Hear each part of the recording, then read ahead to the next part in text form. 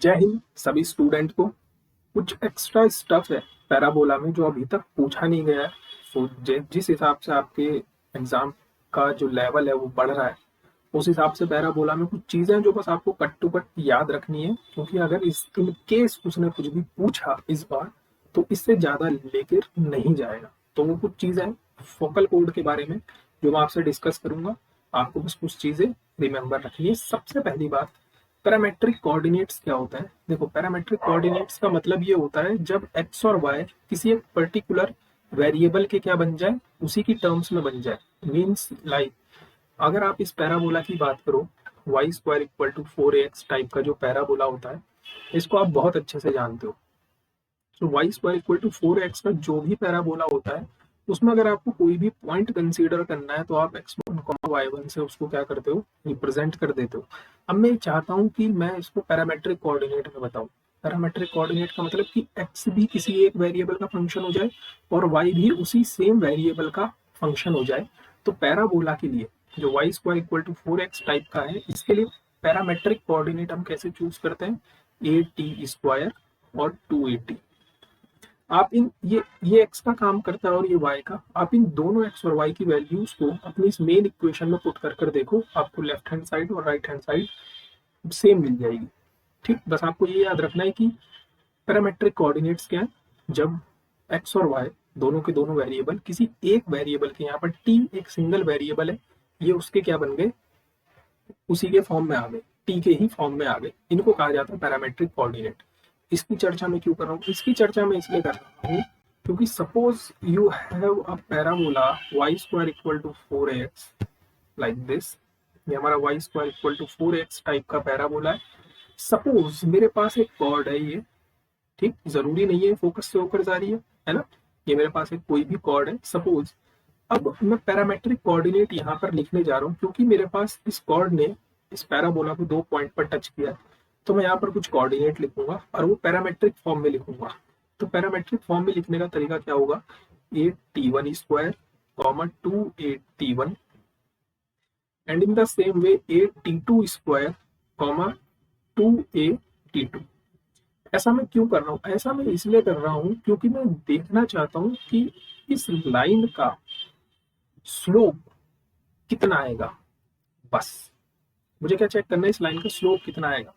आपको मैं आपकी इंफॉर्मेशन के लिए थोड़ा सा नॉलेज दे देता हूँ कि अगर आपके पास कोई भी लाइन है, अगर जिसने स्ट्रेट लाइन पड़ी हुई है, और अगर आपके पास कोई भी 2 पॉइंट है x1 y1 and x2 y2, तो किन्हीं भी 2 पॉइंट के लिए आप स्लोप इजिली फाइंड आउट कर सकते हो। कैसे करते हो, व्हाट इज स्लोप, आप लिखते हो y2 minus y1 upon x2 minus x1। ये सारी चर्चा हम करेंगे स्ट्रेट लाइन पर, लेकिन फिलहाल हम इस ये जो लाइन सेगमेंट मेरे पास मिला है, मुझे इस वाले का स्लोप फाइंड आउट करना है। तो मैं इसको नाम दे देता हूँ सपोज P एंड Q।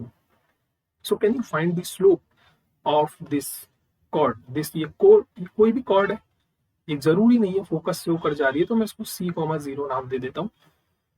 तो जब आप PQ की स्लोप निकालने जाओगे, PQ की स्लोप निकालने जाओगे तो क्या मिलेगा, this we have x1 y1 and this we have x2 and y2। ठीक, तो फॉर्मूला लगाते हैं y2 माइनस y1 मतलब 2a t2 minus 2a t1 upon x2 minus x1 means a t2 square minus का a t1 स्क्वायर।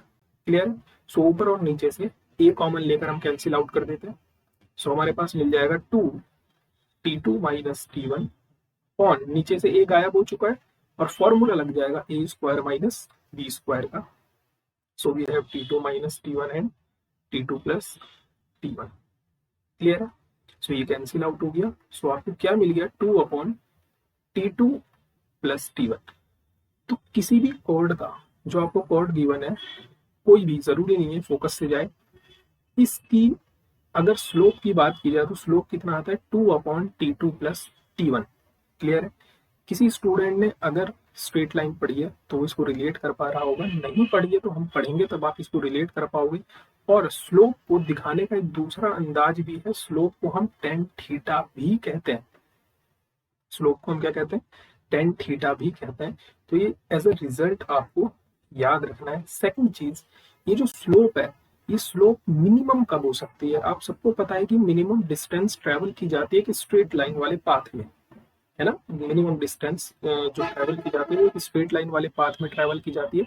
तो अगर ये cord जो है आपकी खिसक कर ऐसे फोकस पर आ जाए और सीधी क्या हो जाए, जो आपका एक्सिस है इस पर परपेंडिकुलर हो जाए, तो ये जो कॉर्ड है ये आपकी क्या बन जाएगी? लेटस रेक्टम बन जाएगी। सो किसी भी कॉर्ड की जो मिनिमम लेंथ होती है वो लेटस रेक्टम के बराबर होती है, ये आप याद रखोगे। कोई भी कॉर्ड की मिनिमम लेंथ लेटस रेक्टम के बराबर होती है, और लेटस रेक्टम कितना होता है? 4a। तो 4a से ज्यादा हो सकती है और मिनिमम 4a तक ही आ सकती है किसी की भी कॉर्ड। अब आपको एक काम होमवर्क ये करना है, बस इसमें इतना ही है, ज्यादा कुछ नहीं है। रही बात इस पी क्यू की, ये एक लाइन है जिसके कोऑर्डिनेट आपको पता है, आप यहाँ से इस लाइन की इक्वेशन फाइंड आउट कर सकते हो, मतलब कॉर्ड की इक्वेशन फाइंड आउट कर सकते हो। आप इस पी क्यू लाइन के कोऑर्डिनेट आपको पता है, आप यहाँ पर डिस्टेंस फॉर्मूला लगा सकते हो कि पी और क्यू का कितनी डिस्टेंस है, पी और क्यू लेंथ ऑफ कॉर्ड कितनी है, आप ये भी फाइंड आउट कर सकते हो। ठीक, ये सारी चीजें जेई लेवल की हैं जो अभी तक आपके पास नहीं है, अगर उसने पूछा तो यही पूछेगा। फिलहाल आपको एक काम ये करना है होमवर्क के लिए, मैं इस वर्टेक्स से इस पॉइंट को मिला देता हूँ और इस वाले पॉइंट को मिला देता हूँ, दिस वी हैव 0,0, इसको नाम दे देते हैं वी। आपको क्या करना है? आपको वी पी का स्लोप फाइंड आउट करना है और वी क्यू का स्लोप फाइंड आउट करना है, और दोनों को चेक करना है इन दोनों के स्लोप आपको क्या मिलेंगे। क्लियर है? ये चीज आपको देखनी है। तो एक छोटा सा एक पार्ट था, आप यहाँ पर टेंजेंट की भी बात कर सकते हो, यहाँ पर आप नॉर्मल की भी बात कर सकते हो, लेकिन वो रेलेवेंट है नहीं तो उसको पढ़ने का कोई मतलब बनता नहीं है। सो फिलहाल हम नेक्स्ट सेशन में मिलेंगे इलिप्स के साथ, तब तक अपनी पढ़ाई करो। बहुत से स्टूडेंट ये कह रहे हैं कि जीडीए में क्लास नहीं हो रही है, यहाँ नहीं हो रहा। आपको कोई मतलब नहीं है इन चीज़ों से, आप केवल और केवल अपनी पढ़ाई पे फोकस करो। अगर चाहते हो एग्जाम निकले तो बस एग्जाम के लिए आपको जो चीज़ जहाँ से मिल रही है उस चीज़ पर फोकस करो, दैट्स इट। क्लियर? तब तक के लिए जय हिंद, जय भारत।